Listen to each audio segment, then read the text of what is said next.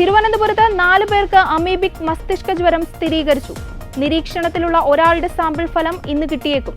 രോഗം സ്ഥിരീകരിച്ച 4 പേർ തിരുവനന്തപുരം മെഡിക്കൽ കോളേജ് ആശുപത്രിയിൽ ചികിത്സയിലുണ്ട്. കഴിഞ്ഞ 23-ന് മരിച്ച യുവാവ് ഉൾപ്പെടെ 5 പേർക്കാണ് ജില്ലയിൽ ഇതുവരെ രോഗം സ്ഥിരീകരിച്ചത്.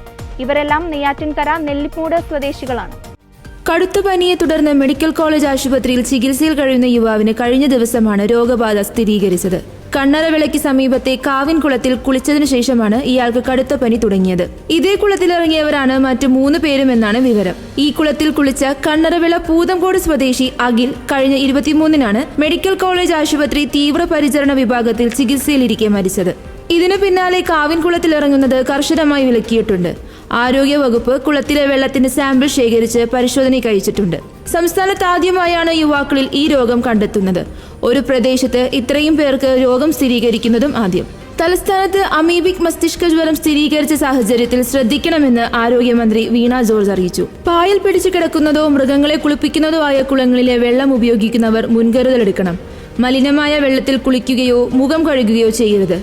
ഇത്തരം കുളങ്ങളിൽ കുളിക്കുന്നവർക്ക് തീവ്രമായ തലവേദന, പനി, ഓക്കാനം, ഛർദി, കഴുത്ത് തിരിക്കാൻ ബുദ്ധിമുട്ട് തുടങ്ങിയ രോഗലക്ഷണങ്ങൾ കണ്ടാൽ ചികിത്സ തേടണം.